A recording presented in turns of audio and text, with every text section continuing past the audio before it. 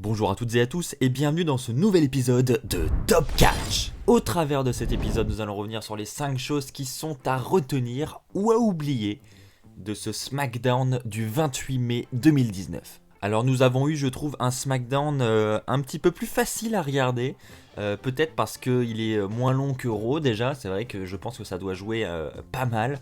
Avant de commencer, je tiens à préciser que tout ça n'est que mon avis personnel, vous pouvez tout à fait avoir un avis différent du mien et justement vous pouvez vous exprimer dans les commentaires. L'espace commentaire est fait pour ça, mais respecter l'avis de tout le monde, c'est très important. Kevin Owens contre Kofi Kingston. Alors oui, j'ai trouvé que c'était un bon point pour commencer ce SmackDown. On a premièrement un petit speech de Kevin Owens qui, comme à son habitude, je trouve, est très très bon dans cet élément-là.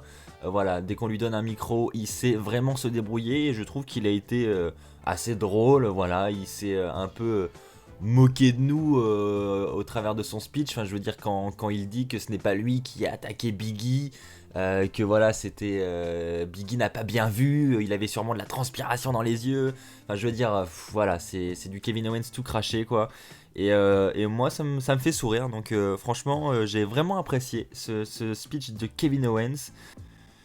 Ce speech qui a abouti d'ailleurs à un match avec Kofi Kingston pour commencer le show, où on a justement Kofi Kingston qui bat Kevin Owens pour le compte de 3 avec son Trouble in Paradise de manière clean. Voilà, c'est ce que j'attendais de ce match. Et Kevin Owens a été battu de manière clean par le champion, donc je pense qu'il va être écarté un petit moment du titre.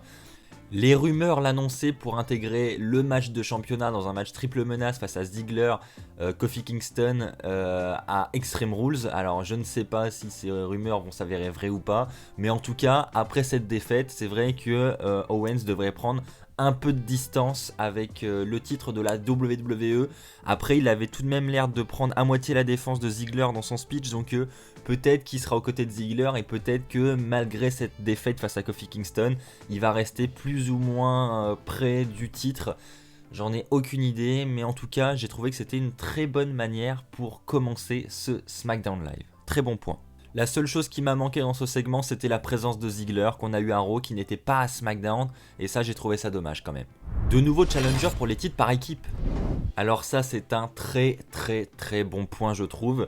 Le problème avec les titres par équipe de SmackDown depuis un long moment, c'est que j'avais l'impression de voir toujours les mêmes personnes autour de ces titres. C'est vous dire, hein, quand The Miz et Shane McMahon avaient remporté les titres, moi j'étais content parce qu'au moins c'était nouveau. Maintenant, on se doutait tous que ce n'allait pas durer longtemps parce que l'objectif était simple, c'était d'en faire les meilleurs partenaires pour qu'au final ils deviennent les meilleurs ennemis et qu'ils s'affrontent à WrestleMania. Tout le monde le savait, donc ça a duré que quelques semaines, mais au moins ces quelques semaines, même s'il n'y a pas eu de défense de titre, enfin je sais même plus s'il y en a eu plus d'une. Je crois qu'ils l'ont perdu dès la première défense, je me rappelle plus trop. Vous allez me préciser ça dans les commentaires.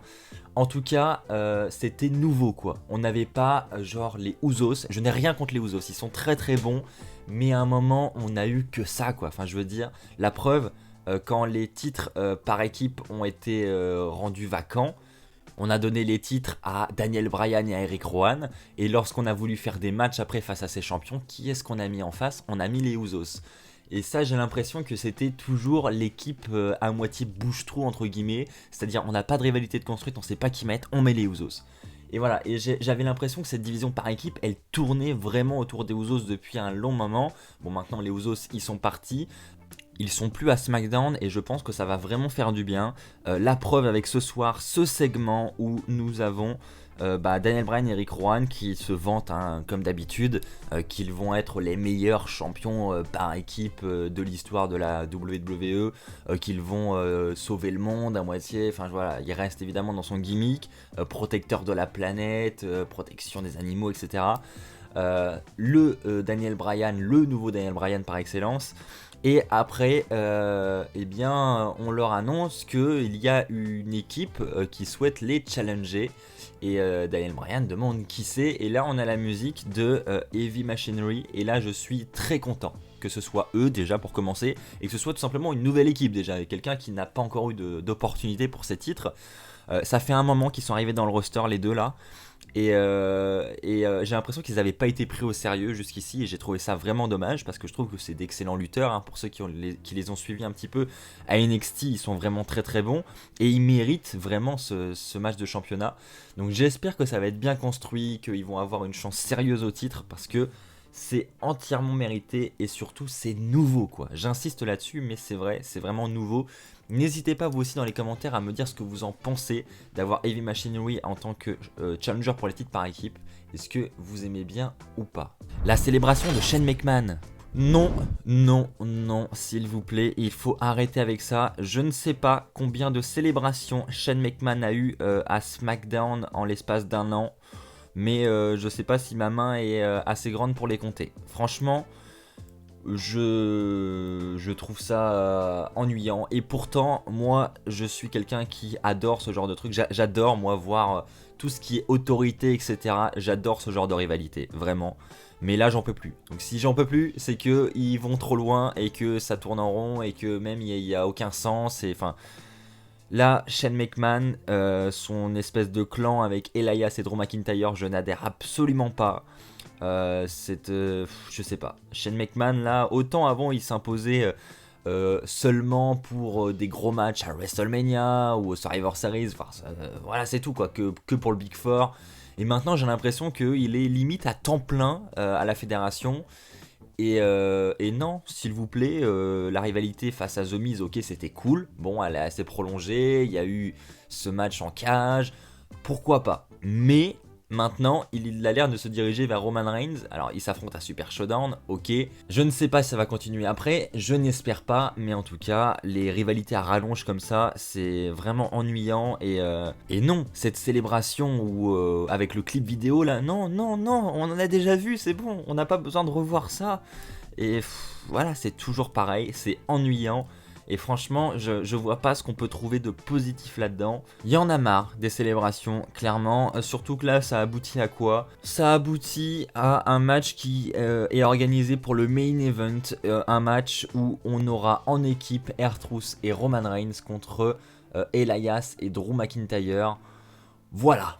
Hein, on a eu un Kofi Kingston contre Kevin Owens en opener qui méritait clairement cette place de main event. Et à la place, on se retrouve avec ce match par équipe qui franchement, enfin je sais pas ce que vous en pensez, mais pour moi ça ne mérite pas le main event et de loin quoi, de très loin. La division féminine. Alors je tenais à parler de la division féminine parce que je trouve qu'il y a quand même une différence avec ce qu'on a eu à Raw cette semaine.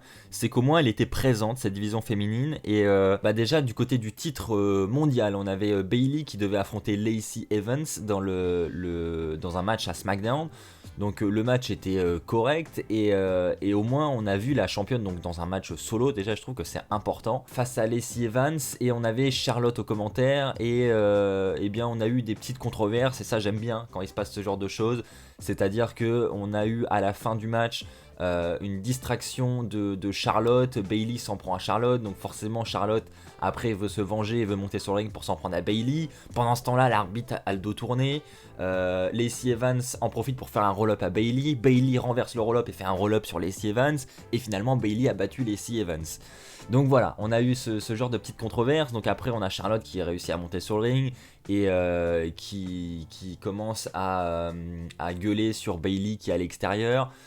Et puis après, on a évidemment Lacey Evans qui est un peu déçu d'avoir perdu, entre autres à cause de Charlotte, et qui décide de s'en prendre à Charlotte.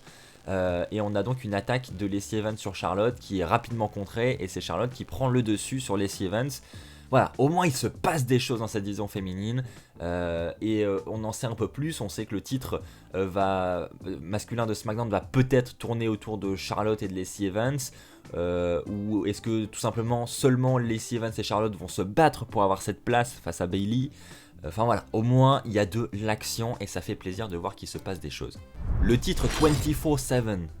Alors mine de rien, je trouve que ce titre a apporté quand même pas mal de bons petits moments durant cet épisode de SmackDown. Enfin moi, j'ai apprécié ce qu'ils ont fait avec ce titre. Alors c'est vraiment du gag hein, à de nombreuses reprises d'ailleurs ce titre.